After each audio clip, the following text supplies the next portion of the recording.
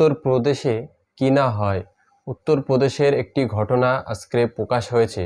এটা main stream media এবং বাংলায় যে সমস্ত মেন স্ট্রিম মিডিয়া এরা মুখ খুলতে পারবে না, কারণ এরা বিজেপির কাছে টাকার বিনিময়ে বিক্রি হয়ে গেছে। এবিপি আনন্দ, আর বাংলা, নিউজ 18 বাংলা, জি 24 ঘন্টা, কোনো মিডিয়ায় এই সমস্ত খবর প্রচার করতে পারবে না। প্রচার করলে তাদের ব্যাংক অ্যাকাউন্টে ব্যালেন্স কমে যাবে। কি খবর?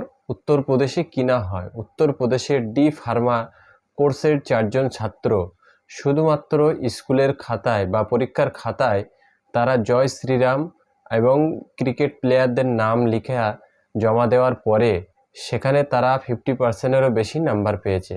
এমন একটি গুরুত্বপূর্ণ কোর্স যেখানে মানুষের জীবন মরণ নিয়ে একটি প্রশ্ন চিহ্ন থাকে, এমন একটি কোর্সে পড়া ছাত্রছাত্রীরা সেখানে তারা সততা এবং দক্ষতার সঙ্গে পাশ করবে, এটাই হলো নিয়ম। কিন্তু সেখানে দেখা গেল 4জন ছাত্র শুধুমাত্র ধর্মীয় স্লোগান জয় শ্রীরাম এবং ক্রিকেট প্লেয়ারদের নাম লিখে রেখে 50%-এর বেশি নাম্বার পেয়েছে।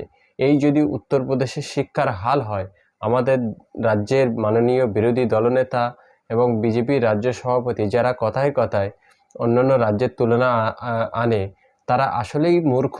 তারা জানে না যে গোবলায় অঞ্চলে শিক্ষার মান কতটা, পশ্চিমবঙ্গে শিক্ষার মান কতটা, পশ্চিমবঙ্গের মানুষ কতটা সৃজনশীল, শিক্ষাপ্রেমী এবং গোবলায় অর্থাৎ যে সমস্ত অঞ্চলের মানুষরা গরু নিয়ে বেশি মাতামাতি করে, সেই গোবলায় অঞ্চলের মানুষদের শিক্ষার মান, শিক্ষার সৃজনশীলতা কতটা সেটা এরা জানে না। কারণ এরা এজেন্সির ভয়ে বা বিজেপির বিভিন্ন যে কেন্দ্রীয় এজেন্সি রয়েছে তার ভয়ে বিজেপিতে নাম লিখিয়ে বিজেপির জয়গান করতে থাকে, কিন্তু জানে না যে পশ্চিমবঙ্গের বাইরেও অনেক রাজ্য আছে, সেগুলো ভারতবর্ষের রাজ্য এবং সেখানে শিক্ষার মান কতটা খারাপ।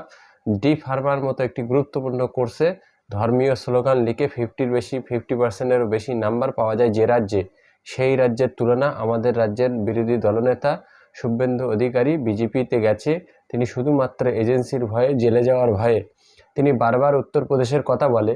তার মুখ দিয়ে এসব খবর প্রকাশ হবে না এবং মেন স্ট্রিম মিডিয়া যত আছে পশ্চিমবঙ্গে সহ ভারতবর্ষে, তারা কেউ এই সমস্ত খবরগুলো প্রচার করবে না। তার কারণ হলো মিডিয়া ম্যানেজমেন্টের আওতায় এরা ঢুকে গেছে।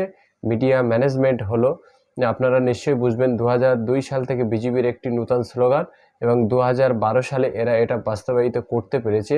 সেটা হলো কংগ্রেস সহ অবিজেপি দলকে এরা হিন্দু বিরোধী, সনাতন বিরোধী তকমা দিয়ে দিয়েছে মিডিয়াদের মাধ্যমে। অতএব এই মিডিয়া ম্যানেজমেন্ট করে ভারতবর্ষে খুব বেশি দিন টিকে থাকতে পারবে না। অবশ্যই দর্শক, আপনারা আপনাদের মতামত কমেন্ট বক্সে জানিয়ে যাবেন।